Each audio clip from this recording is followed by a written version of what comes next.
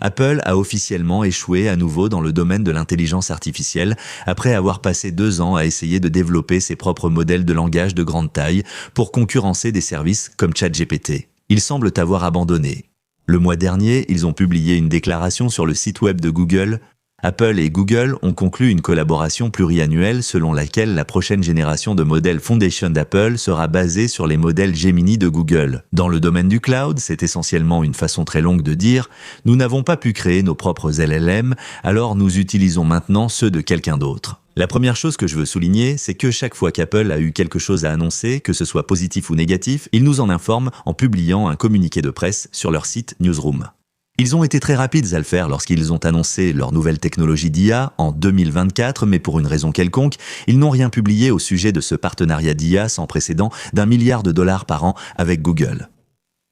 C'est intéressant, je suppose. Ils doivent être gênés qu'en tant qu'une des entreprises technologiques les plus riches et puissantes, réputées pour leurs innovations, ils aient totalement échoué. Ce que OpenAI, Microsoft, Google, Amazon, Meta, Anthropic, Tencent, IBM et Oracle ont tous réussi à accomplir, alors pourquoi pas eux? Qu'est-ce qui a précisément empêché Apple de créer ses propres LLMS? Eh bien, Apple. L'histoire derrière cet échec particulier est différente de tout ce que j'ai vu dans l'histoire de l'entreprise. C'est comme la tempête parfaite de toutes les faiblesses d'Apple et il va falloir qu'ils affrontent chacune de ces faiblesses pour s'en remettre. Alors, examinons-les une par une, en commençant par Siri. Siri est nulle et l'est depuis environ 11 ans. Il y a beaucoup d'histoires derrière cela. Pourquoi c'est le cas? Ce que j'expliquerai dans une vidéo séparée. Mais pour l'instant, tout ce que vous devez savoir, c'est ceci. Je vais vous donner un exemple récent d'un ami. Ceci utilise évidemment iOS 17. Dans quel fuseau horaire se trouve Las Vegas? Et la réponse était « J'ai essayé et j'ai obtenu la même réponse. Désolé, je ne peux pas aider avec ça, mais vous pouvez me demander l'heure dans une ville spécifique. » Oui. Si tu changes la question de « Dans quel fuseau horaire se trouve Las Vegas ?» à « Quel est le fuseau horaire de Las Vegas ?» alors oui, exactement. Le problème du traitement du langage naturel est sa fragilité. On ne veut pas enseigner à un système toutes les manières dont les humains peuvent formuler une demande. L'ancien président de l'IA chez Apple expliquait en 2024 que Siri ne comprenait l'utilisateur que si la question était formulée très précisément. D'autres assistants vocaux, comme Amazon Alexa, n'ont pas eu ce problème depuis plus de 10 ans. La raison pour laquelle Siri l'a encore, c'est parce qu'Apple n'a pas changé sa technologie de base. Elle utilise toujours la même architecture basée sur des règles qu'il y a 15 ans. Cela signifie qu'un ingénieur doit créer une règle pour chaque action que Siri effectue. Ils vont tout programmer. Par exemple, le mot parapluie est lié au mot pluie, qui est lié au mot météo. Donc, quand un utilisateur demande « Est-ce que j'ai besoin d'un parapluie ?», répondre avec une prévision de l'application météo, ce processus de définition d'un chemin logique, rigide pour Siri, devait être fait pour chaque question potentielle qu'un utilisateur pose. Si vous demandez quelque chose non préprogrammé, « Désolé, je ne comprends pas. » Mais vous savez, quelque chose sans aucun effort? Très bien, depuis 2011, il y a des preuves que des ingénieurs logiciels chez Apple essaient de convaincre leurs supérieurs de repartir de zéro et de reconstruire Siri entièrement. Mais leurs paroles, je cite, sont tombées dans l'oreille d'un sourd. Probablement parce que le président des logiciels d'Apple, Craig Federighi, considérait la rigidité de Siri comme un avantage, ce qui m'amène à la prochaine faiblesse d'Apple, leur besoin de contrôle total. Lorsque Siri a été intégré à l'iPhone en 2011, ses cofondateurs voulaient qu'il devienne, je cite, l'App Store de l'IA permettant aux développeurs d'ajouter leurs propres fonctionnalités, comme l'App Store. Siri aurait pu acquérir rapidement des connaissances dans de nombreux domaines, au lieu des 15 domaines initiaux, mais il a fallu 5 ans à Apple pour ouvrir Siri. Et même à ce moment-là, ils ont gardé un contrôle strict sur ce que les développeurs pouvaient en faire. Amazon, en revanche, a ouvert Alexa en moins d'1 an et a donné aux développeurs une liberté presque illimitée sur ses fonctionnalités. C'est ainsi qu'Alexa est passé de seulement 10 domaines de connaissances en 2014 à plus de 1000 en 2016, tandis que Siri est resté bloqué à 15. Apple tient à contrôler totalement les données de ses utilisateurs pour assurer leur confidentialité. Il faut conserver les données chiffrées sur l'appareil de chaque utilisateur pour qu'Apple ne puisse pas y accéder. Faire tourner l'IA localement sur des appareils peu puissants comme l'iPhone impose de fortes limites. C'est pourquoi les modèles de langage modernes fonctionnent dans le cloud. Ils sont trop gros, et demandent trop de puissance pour fonctionner sur un téléphone ou un ordinateur. Ils gagnent aussi en intelligence grâce aux données personnelles qu'Apple a refusées. Mais ils protègent non seulement les données des utilisateurs, mais aussi leurs propres informations internes. Lorsqu'on crée de nouvelles technologies dans le domaine de la recherche en IA, presque tout est publié et partagé ouvertement. Lorsque Google a inventé son architecture de transformer, ils ne l'ont pas caché. Ils l'ont rendu public dans un article marquant intitulé « Attention is all you needed ». OpenIA a vu cela et a utilisé cette architecture pour créer ChatGPT. Cela peut sembler contre-intuitif de partager publiquement vos avancées technologiques, mais le développement de l'IA repose sur cette structure de recherche open source. Cela permet de tester la technologie à grande échelle auprès de plusieurs entreprises avant son déploiement. Et lorsque des problèmes sont découverts, plusieurs équipes différentes ont l'opportunité de les résoudre. Donc, alors que des entreprises comme OpenAI et Google criaient pratiquement sur tous les toits à propos de leurs progrès, Apple construisait ses LLM dans le plus grand secret. Certaines équipes d'IA chez Apple ignoraient le travail des autres, causant d'importants ralentissements dans le développement. Cette approche a aussi coûté des talents à Apple. La crédibilité d'un chercheur en IA dépend du nombre d'articles de qualité qu'il a publiés. Comme Apple ne le permettait pas, les chercheurs en IA de haut niveau refusèrent de travailler pour eux, tandis que les chercheurs en IA chez Apple étaient facilement débauchés par d'autres entreprises. Au dernier trimestre de 2025 seulement, Apple a perdu 12 membres de son équipe d'IA, ce qui m'amène à une autre faiblesse qui les freine, leur avarice en matière de dépenses. Apple investit rarement massivement dans un nouveau produit ou service sans connaître précisément le résultat, alors que le développement de l'IA suit souvent l'approche opposée. Un cadre d'Apple a déclaré, je cite, « Dans le monde de l'IA, on ne sait vraiment pas ce qu'est le produit tant qu'on n'a pas fait l'investissement. » Apple ne fonctionne pas ainsi. Apple conçoit un produit en ayant l'objectif final en tête. Apple crée aisément des fonctions d'IA comme les souvenirs photos ou le texte prédictif, mais éviter les grands modèles d'IA coûteux à développer et entretenir. Sans avoir de cas d'utilisation spécifique, même lorsque ChatGPT est sorti en 2022, le président des logiciels d'Apple ne croyait vraiment pas que c'était très utile. Il l'a évoqué en mentionnant une nouvelle fonctionnalité d'IA sur l'iPhone. L'une des choses dont nous avons parlé à propos des PDF, c'est le fait que vous pouviez littéralement prendre une photo d'un formulaire. Par exemple, quand votre enfant ramène un document, vous pouvez simplement le photographier. Et il va déterminer où se trouvent tous les champs que vous devez remplir et ce qu'on vous demande, puis il vous suggérera ce que vous devriez remplir dans ce formulaire, n'est-ce pas? C'est comme du papier magique, non? C'est automatique, mais vous n'avez même pas à y penser. Vous n'êtes pas en train, vous savez, de discuter avec la chose. C'est elle qui fait le travail pour vous. Vous ne discutez pas avec la chose, c'est elle qui le fait pour vous. C'est une approche de la technologie que Steve Jobs avait aussi. Il le croyait. Selon Steve Jobs, Apple devait sélectionner et montrer aux clients ce qu'ils devraient à vouloir. Ainsi, l'iPhone n'avait pas de barre de recherche sur l'écran d'accueil, contrairement à Android. Steve Jobs ne voulait pas que les utilisateurs fassent le travail de recherche d'informations eux-mêmes. Et même si c'était une conviction idéaliste, ce n'était pas une approche pratique. Pour qu'un iPhone, pour qu'il me montre toujours ce que je veux, il faudrait qu'il lise dans mes pensées. En attendant, j'ai besoin d'un moyen de lui dire ce que je cherche.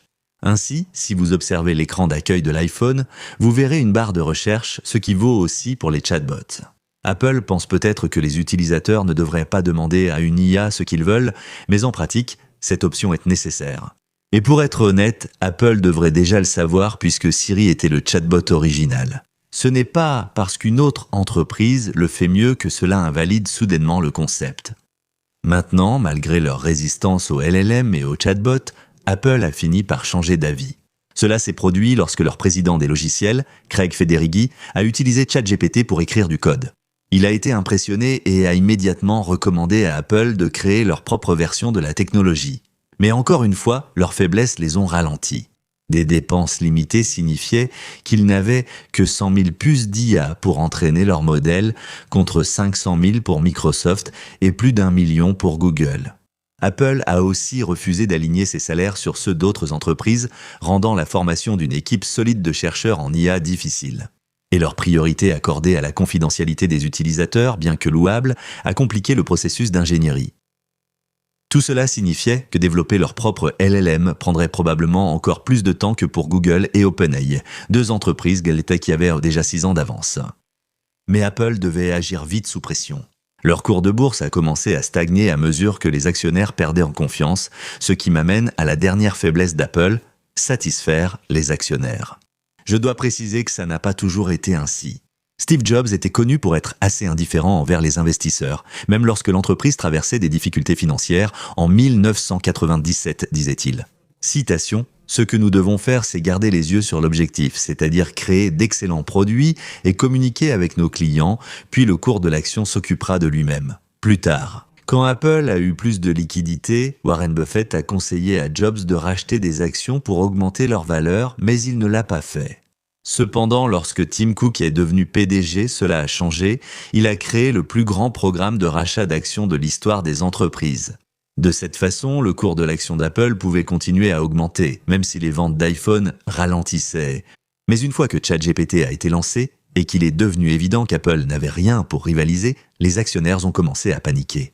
De juin 2023 à juin 2024, l'action d'Apple n'a augmenté que de 6% contre 29% pour Microsoft, 42% pour Google et 8,6% pour Meta. Tim Cook savait que les rachats d'actions ne suffiraient pas à sortir Apple de l'impasse. Ils devaient se répondre aux actionnaires, annoncer leur propre intelligence artificielle pour concurrencer ChatGPT. Il n'y avait qu'un seul problème, ce n'était pas prêt. En interne, Apple avait un chatbot nommé Ajax qui était environ 25% moins précis que ChatGPT. Et même s'ils avaient des plans pour une Siri nouvelle et améliorée, il était probable qu'elle ne serait pas prête pour le lancement avant 2026, voire même 2027. Apple ne pouvait pas se permettre 2 ans de stagnation et a donc présenté sa technologie d'IA plus tôt que prévu.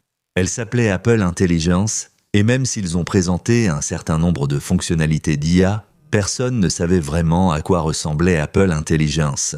Quelle était la technologie spécifique que l'on pouvait désigner et dire, parce que c'est ce qui alimente cette fonctionnalité, cela qualifie comme Apple Intelligence selon Apple.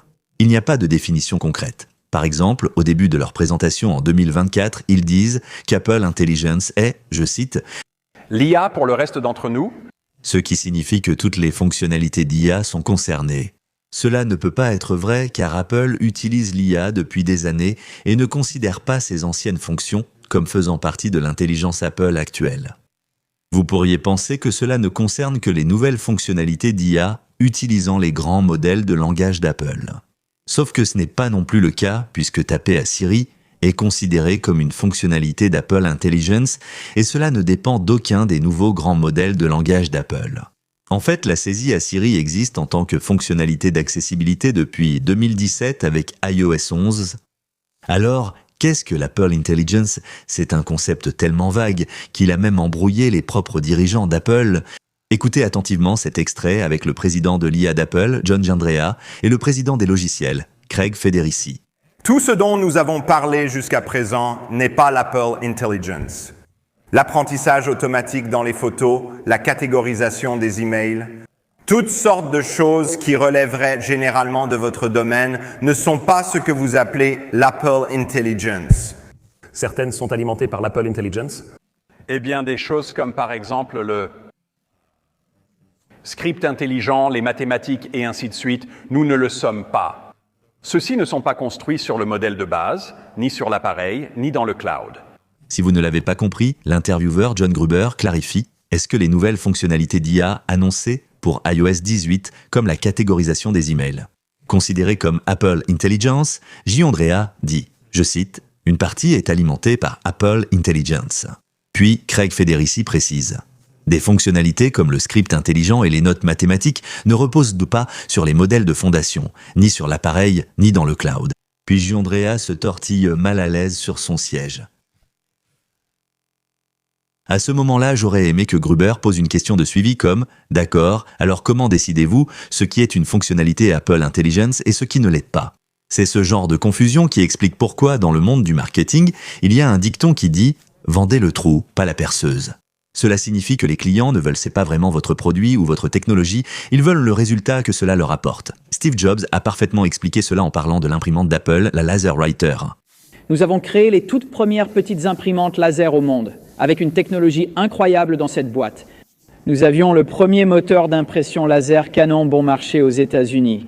Chez Apple, nous avions conçu un contrôleur d'imprimante remarquable avec le logiciel PostScript d'Adobe et AppleTalk intégré, une technologie incroyable dans cette boîte. Et je me souviens d'avoir vu la première impression sortir de l'imprimante, de l'avoir prise et de l'avoir regardée. Je me suis dit qu'on pouvait vendre ça sans que tu saches ce qu'il y a dans la boîte. Il suffit de le montrer et de demander « tu le veux ?» Et si tu te souviens de 1984, avant les imprimantes laser, c'était vraiment surprenant de voir que les gens disaient « Waouh, oui ». Et cette réaction que Steve Jobs a décrite, c'est ce que les gens ressentaient. Quand Siri a été présenté, ChatGPT a eu un effet waouh similaire. Quand je demande ce qu'est l'intelligence artificielle Apple Intelligence, l'IA pour tous, on me regarde souvent sans comprendre, car cela ne décrit aucun résultat concret de son utilisation. Alors qu'en 2012, quand je demandais à quelqu'un ce qu'était Siri, votre assistant intelligent, il répondait que c'est un assistant qui vous aide à accomplir des tâches simplement en demandant. Tout le monde savait exactement de quoi je parlais, et il me demandait généralement si je l'avais parce qu'il voulait essayer. La raison pour laquelle Apple a adopté une approche marketing différente avec Apple Intelligence, c'est parce qu'il ne s'adressait pas aux clients, mais aux actionnaires. Il devait clarifier que nous n'introduisons pas simplement de nouvelles fonctionnalités logicielles, nous créons une toute nouvelle technologie d'IA. Même si cela comptait peu pour les utilisateurs d'iPhone, c'était essentiel pour les actionnaires, rassurés pour poursuivre l'achat de l'action. Le lendemain de la présentation d'Apple Intelligence, leur action a bondi de plus de 7%. C'était une hausse en une seule journée supérieure à tout ce qu'ils avaient si réalisé au cours des 12 derniers mois. À la fin de cette année-là, l'action d'Apple avait augmenté de près de 30%. Les actionnaires étaient insatisfaits et Apple était satisfait. Mais qu'en est-il des clients ? Même si Apple a lancé plusieurs fonctionnalités d'IA en bêta à l'automne 2024, beaucoup ne fonctionnaient pas bien. La fonction de résumé d'email favorisait les messages frauduleux, usurpant des entreprises comme Apple. Les Genmoji n'étaient pas aussi beaux en réalité que dans les publicités, et ils consommaient énormément de batterie. La fonctionnalité de résumé de notification a été critiquée par plusieurs médias pour avoir complètement déformé les titres des articles. Apple a désactivé les résumés de notification pour les apps d'actualité après seulement 3 mois. Mais la fonctionnalité la plus attendue était la nouvelle version améliorée de Siri, qu'Apple avait annoncée pour début 2025, cela n'est jamais arrivé. À la place, ils ont annoncé un retard, promettant que la fonctionnalité arriverait, je cite, l'année prochaine. Cela signifie que le nouveau Siri devrait arriver à peu près à cette période, début 2026. Nous n'avons toujours aucune déclaration officielle d'Apple, mais il semble qu'Apple peine à développer ses propres grands modèles de langage. Ils ont donc dû s'associer à Google pour utiliser les leurs à la place. Espérons que cela signifie que nous aurons bientôt droit à ce Siri amélioré. Mais il y a aussi des implications négatives, puisque Apple et Google sont des concurrents. Compter sur Google pour leur technologie d'IA peut être risqué. Je veux dire, on a déjà vu ce genre de situation se produire auparavant. L'ancienne application Plan sur iPhone utilisait les cartes de Google efficaces jusqu'à la création d'Android, la plateforme concurrente de Google. Soudain, Google a retiré à l'iPhone des fonctions de Maps comme de meilleurs graphismes vectoriels, la navigation vocale, les itinéraires en transports en commun et les cartes hors ligne. Apple, contrarié, a dû créer son propre service de cartographie de zéro. Il a été lancé prématurément et ce fut un désastre pour l'entreprise, avec des inexactitudes, des points de repère manquants et des rendus 3D déformés. Cela a poussé Tim Cook à présenter des excuses publiques et le responsable du projet, Scott Forrestal, a été licencié. En s'appuyant aujourd'hui sur Google pour leurs modèles de langage fondamentaux, Apple semble se placer dans une situation similaire. La question est de savoir s'ils réussiront un jour à développer une IA assez performante pour se passer de Google. Selon les rumeurs, la réponse n'arrivera que dans quelques années. Apple construit ses nouvelles fonctionnalités d'IA sur Google Gemini, y compris une version améliorée de Siri cette année et même un chatbot Siri en 2027. C'est juste dommage qu'Apple n'ait pas tiré de leçon de leur premier échec en IA avec Siri. Ils ont accumulé du retard face aux autres assistants vocaux à cause d'une technologie dépassée et restent à la traîne pour la même raison. Je prépare une vidéo sur le premier échec de Siri, alors abonnez-vous pour ne pas la rater. Pour l'instant, c'était Greg avec Apple Explained. Merci d'avoir regardé jusqu'au bout et on se retrouve dans la prochaine vidéo.